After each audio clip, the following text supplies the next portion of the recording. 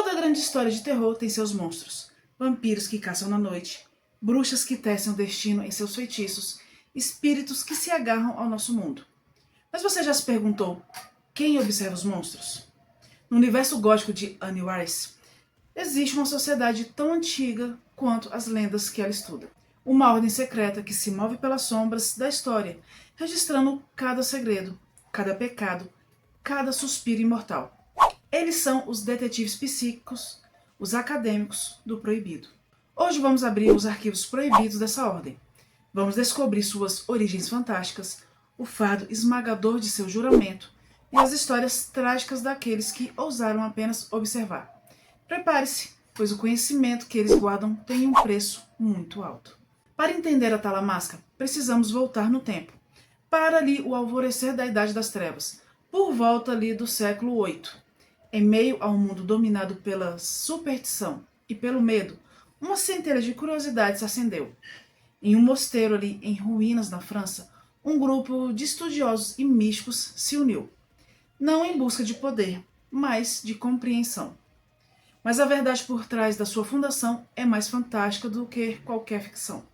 A ordem não foi criada por meros mortais. Seus fundadores foram um trio de seres imortais. Um antigo vampiro egípcio chamado Tezcamen, um vampiro tangível chamado Gremet e Hesketh, um vampiro que, mesmo após ser destruído, continuou a existir como um fantasma. Esses anciãos misteriosos guiaram a Talamasca das sombras por séculos, acumulando um conhecimento que nenhuma biblioteca no mundo poderia conter. O objetivo deles era nobre e perigoso: observar, catalogar e compreender o sobrenatural, sem nunca jamais interferir.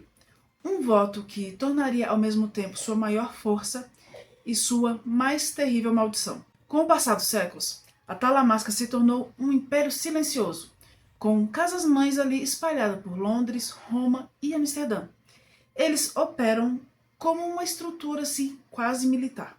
E no nível mais baixo estão os neófitos, jovens com dons psíquicos que passam ali anos trancados nos arquivos, aprendendo a controlar seus poderes e observando a vasta história do oculto. E acima deles, os agentes de campo, os verdadeiros detetives psíquicos, que investigam ali assombrações, rastreiam linhagens de bruxas e seguem vampiros pelas noites das cidades. E no coração de tudo está o grande arquivo. Pense nele não como uma biblioteca, mas como o coração pulsante da ordem. Um cofre ali de almas, e lá dentro você encontraria diários escritos pela mão de vampiros milenares, o grimório de uma bruxa escocesa e até mesmo a pintura A Tentação de Amadeu, do lendário vampiro Marius. E para se juntar a eles você precisa ter o dom.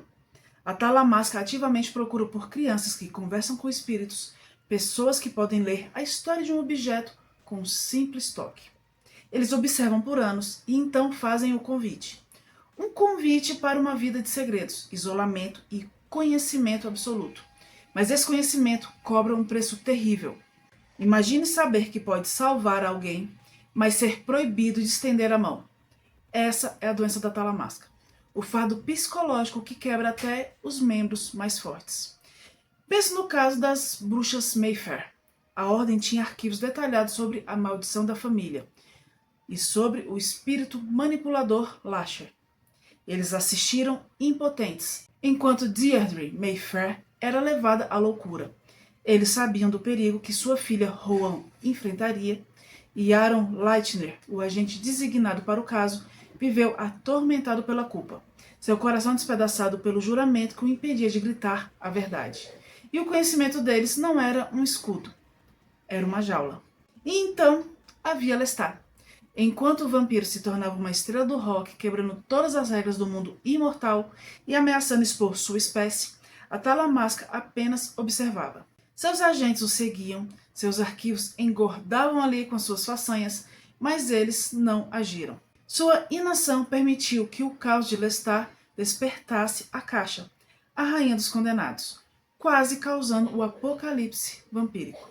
A pergunta que ecoava em seus corredores silenciosos era sempre a mesma. Ao não fazer nada, nos tornamos cúmplices? e nenhum juramento é inquebrável, especialmente quando a imortalidade está em jogo. A neutralidade da Talamasca era uma falha que seus inimigos, como Lasher, exploraram sem piedade. Mas a maior ameaça muitas vezes vinha de dentro. Membros como Raglan James, um ladrão de corpos, usaram os segredos da Ordem para seus próprios fins egoístas, traindo tudo o que eles representavam. Mas nenhuma história ilustra melhor o conflito da Talamasca do que a de David Talbot, o superior geral da Ordem, um homem que dedicou sua longa vida a estudar os vampiros. E então, já velho e frágil, ele recebeu a oferta definitiva do próprio Lestat: o dom sombrio, a vida eterna. Pense nesse dilema. A chance de se tornar a criatura que você passou séculos estudando e de ter tempo infinito para desvendar todos os mistérios?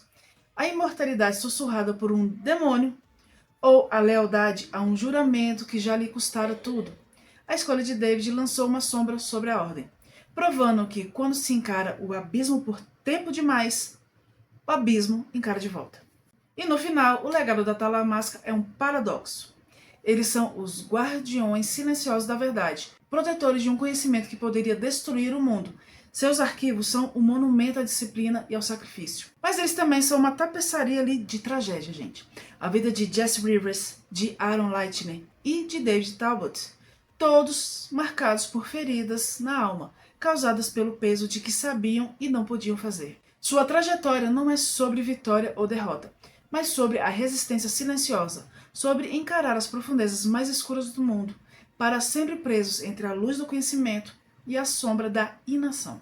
A Talamasca nos força a encarar uma pergunta desconfortável: qual é o verdadeiro fardo? O da ação, com todas as suas consequências imprevisíveis, ou o do silêncio, com sua certeza esmagadora? Mas e você? Depois de conhecer os segredos da Ordem, de que lado você ficaria? Você acredita que a Talamasca estava certa em sua neutralidade, ou que eles deveriam ter usado seu vasto conhecimento para intervir e mudar o destino daqueles que observavam? Deixe sua opinião aqui nos comentários, eu quero muito saber o que você pensa.